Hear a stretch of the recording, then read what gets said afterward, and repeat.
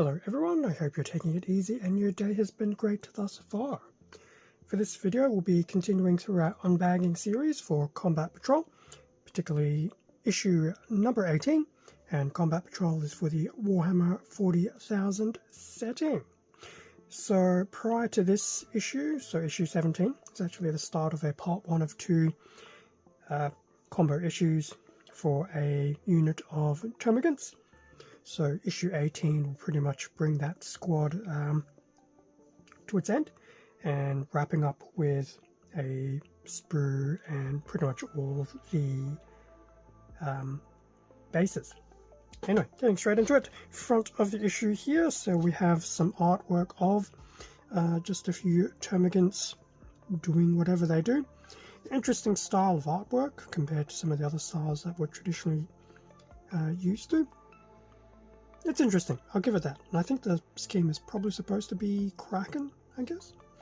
Bottom of the issue here, so we just pretty much see the actual 10 Termagants and the included Ripper Swarm all there. Now, what is in this issue? Is this going? Okay, I was worried this issue was going to do that weird tearing thing, which it still could. From a paint side of things, going through how to paint the Termagants and the Ripper Swarm. From a lore perspective, we have a section on Hive Worlds, Death Worlds, successor chapters for the Space Marines, which is pretty much a follow-up of the first founding, and First Legion chapters from issue 17, and then there's a Shadow in the Warp piece of fiction, obviously related to the Tyranids. From a play side of things, we'll have some data sheet abilities to have a quick look at, which some of which, now the 11th edition is live, some of these could be very much not applicable, and there'll be a scenario regarding a monster hunt. Sounds exciting. Okay, how to paint Termagants and the Ripper Swarm. So Wraithbone appears to be pretty much the undercoat for everything, which is fair. Followed by the Baraknar Burgundy, which we got several issues ago, just to do the carapace for the Termagants and the Ripper Swarm. A little bit of Wraithbone, pretty much just to tidy things up. Abaddon Black for Talons and hooves, and I like that little step. When painting difficult areas, turn the models over in your hands to find the best angle to paint from, which is true. How many times I never did that is beyond me. Still going through the Abaddon Black to do, once again, more talons and things like that. A little bit of Screamer Pink where there is some tongue sticking out, which I don't think will be on all of the models. And then Squig Orange, in this case, for the Flesh Borers. There it is. Knew it was going to happen. Anyway, work in progress for the actual squad of Termagants. Now, I believe, based on some of the things I've done before, this is actually a second squad of Termagants. So we've had 2 squads, which is a shame because I would have actually preferred a squad of Hormagants. But anyway, work in progress. There you go. Some lore side for Hive Worlds, which is always very nice to see, and just some of the things that can happen, so gang warfare, and obviously these hive cities on these particular worlds.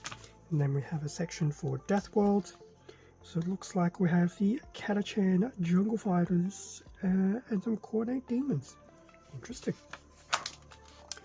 Little section regarding Baal, as well as Fenris.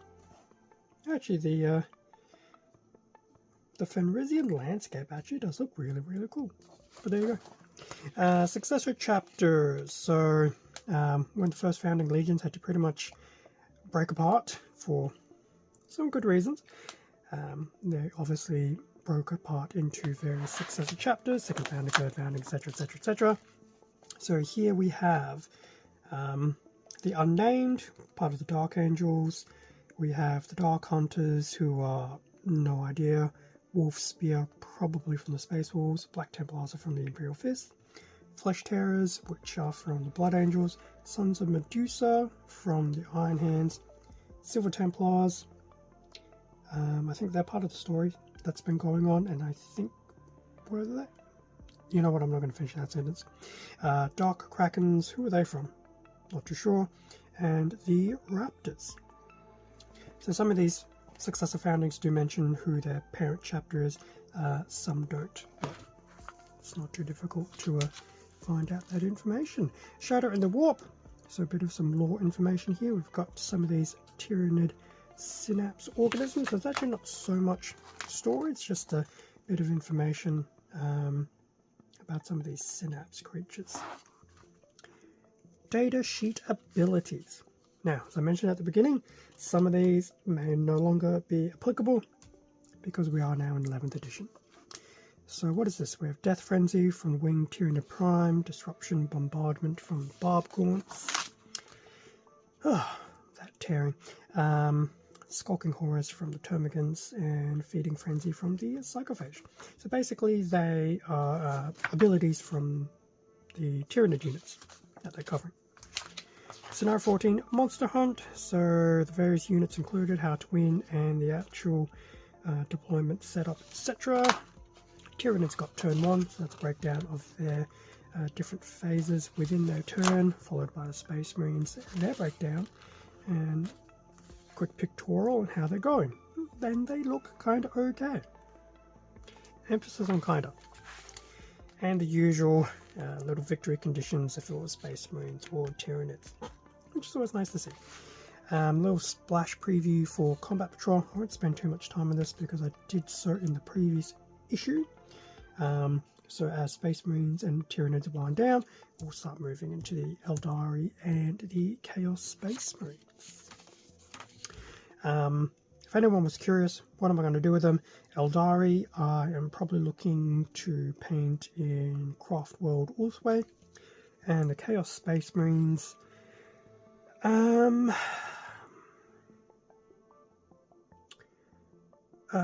default Chaos Space Marines from a non-cult perspective is surprisingly Word Bearers. But in saying that, I do want to establish a Emperor's Children army. So colours and everything as best as possible, but using the Chaos Space Marine rule set as opposed to the Emperor's Children rule set. So whilst it would be easier to be like, just use the same models, and I'm, yeah, you know, do something different.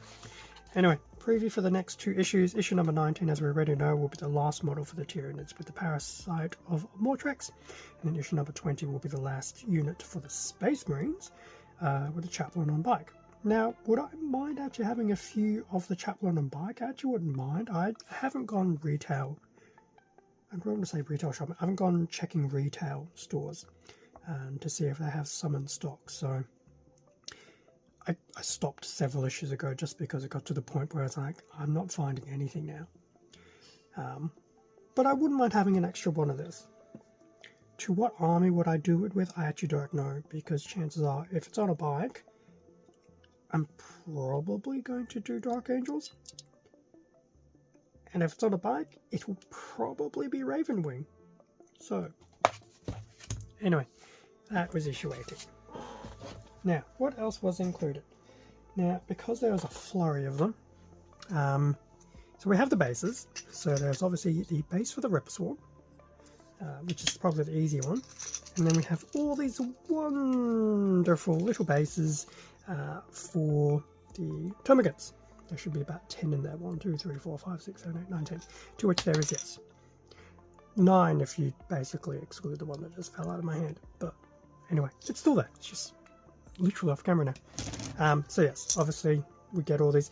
Now bear in mind that they are the snap fit ones and not completely solid. Otherwise, here's pretty much the last and final sprue for the Termagants. So there's at least, what, 1, 2, 3, 4 bodies there, which will obviously need their corresponding arms, weapons, etc. to be attached.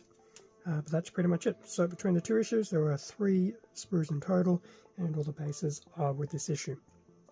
Is it a little bit cheeky that all the bases come in one of the 2 issues and not both? Yes and no. I feel sorry for anyone who's trying to pick stuff up like ad hoc directly from a like a news agency or whatever, because you're just going to be unlucky if you can only find one of the 2. But anyway, that's my perspective. That pretty much wraps up the page through of issue 18 of Combat Patrol. and the Termagants. It's been a fun little experience as always, and yeah, quite happy with that. Now, actually, there is one last thing I need to do.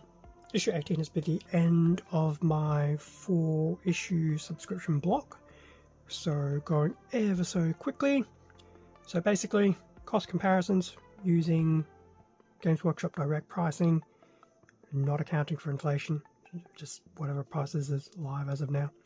From a retail perspective, if I got everything from the magazine perspective and all the models, etc., just under 950 Australian dollars, 946.50 to be exact.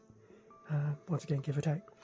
Definitely not too bad, but that's after 18 issues of various units.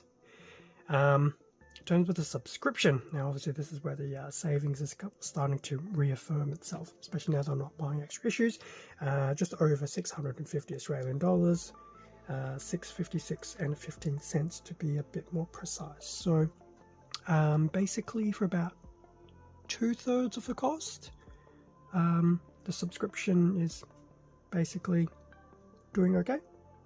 So getting about a $300 savings. It's actually not too bad. But once again, that also does factor in that I did pick up some like extra issues, especially of issue number 1, because of the Captain and Terminator armor. Did I need 6 of them? Probably not, but that's besides the point.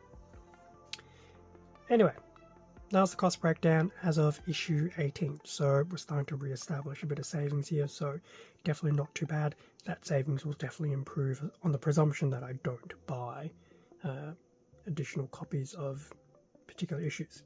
But even if I did, example of the Chaplain on the bike, it is still going to be much cheaper than buying it direct. Okay, leaving it there, everything's been done. Issue 18's been done, cost breakdown's been done. Issue 19 to 22 will be the next block, but I do have an extra video to do before then because I do have a premium subscription, and the first of the premium items did come with this particular batch, so stick around for that particular video. It'll be quite nice. Thank you very much for watching this video. Feel free to do the whole like, comment, subscribe. All of it does help support the channel. I do appreciate it. Feel free to check out Instagram, YouTube community tab. Trying to keep both active now, which is actually kind of working, and it's actually kind of 40k themed. Gasp. I know. With that being said, stay safe and take care, and I'll catch you all in a future video, whether it's 40k or something else on the channel.